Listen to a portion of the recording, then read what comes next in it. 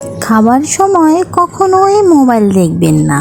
ছোট্ট কাঠবিড়ালি সে খাবার সময় সব সময় মোবাইল দেখতো। তার কার্টুন দেখা খুবই পছন্দ, আর তাকে মোবাইল না দিলে সে প্রচণ্ড রাগ হতো তার মার সাথে। কাঠবিড়ালির মা প্রতিদিন মজার মজার খাবার তৈরি করে, অনেক মজার মজার খাবার। একদিন সে মজার খাবার তৈরি করে সেই ছোট্ট কাঠবিড়ালিকে খেতে দিল, কিন্তু ওই একই বাহানা, মোবাইল তার চাই। তার মা তাকে এত বোঝানোর চেষ্টা করছে, তবুও সেই কিছুতেই বুঝতেছে না। সে বলছে আমাকে আগে ফোন দিবে, তারপরে সে নাকি রাতের খাবার খাবে। এদিকে কাঠবিড়ালির মা মহা বিপদে পড়ে গেল। বাধ্য হয়ে সে কার্টুন ছেড়ে দিল, আর তখনই ছোট্ট কাঠবিড়ালি খেতে শুরু করলো। তবে সে কি খাচ্ছে সে বুঝতেই পারছে না। সে শুধু কার্টুন দেখছে আর খাচ্ছে। সে খাবারে কি ছিল সেটার নামও সে বলতে পারে না।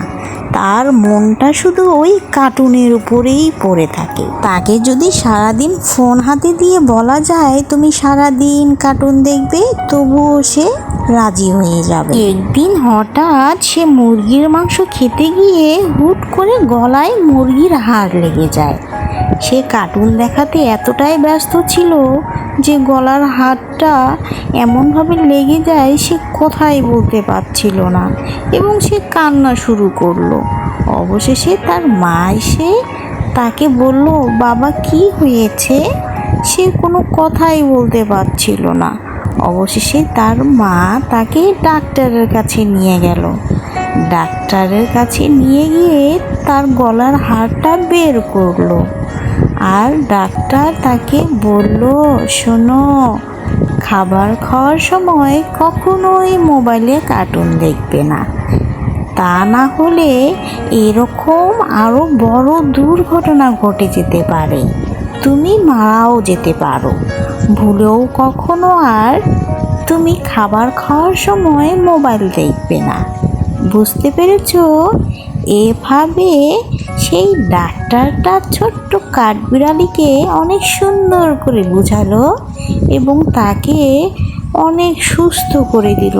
এখন আর তার গলা ব্যথা করে না। গলায় হাড় আটকাতে সে অনেক কষ্ট পেয়েছিল, তাই সে ডাক্তারের কথাগুলো অনেক মনোযোগ দিয়ে শুনছিল। ছোট্ট কাঠবিড়ালি তার ভুল বুঝতে পারে, তাই তার মার কাছে ক্ষমা চেয়ে নেয়। সে আর কখনোই কার্টুন দেখতে যাবে না। তাই তার মা তাকে আদর করে বলল, ঠিক আছে বাবা, তুমি তাহলে এখন থেকে ডাক্তারের কথা মতোই চলবে। এরপর তার মা এবং ছোট্ট কাঠবিড়ালি বাড়িতে যায়, এবং পরের দিন থেকে মজার মজার খাবারগুলো সে তার মার সাথে খায়। সে আর কখনোই কার্টুন দেখে না, কি মোবাইলটাও হাতে নেয় না। সে তার মার সাথে গল্প করে এবং কি খাচ্ছে সেটার নামগুলো তার মার কাছে জিজ্ঞাসা করে। দিন দিন সে খাবারের প্রতি একদম মনোযোগী হয়ে যায়। সে পেট ভরে খাবার খায়, সে আর এদিকে ওদিকে কোথাও তাকায় না। তার মার সাথে সব সময় বসে খাওয়া দাওয়া করে এবং হাসি খুশি থাকার চেষ্টা করে। এরপর থেকে সে আস্তে আস্তে অনেক বড় হয়ে যায়। বন্ধুরা, তোমরা কখনো খাবার খাওয়ার সময় কখনোই মোবাইলে কার্টুন দেখবে না, বা মোবাইলে কোনো রকমের ভিডিও দেখবে না, নইলে এই ছোট্ট কাঠবিড়ালির মতো তোমারও ওই একই অবস্থা হবে। বুঝতে পেরেছো?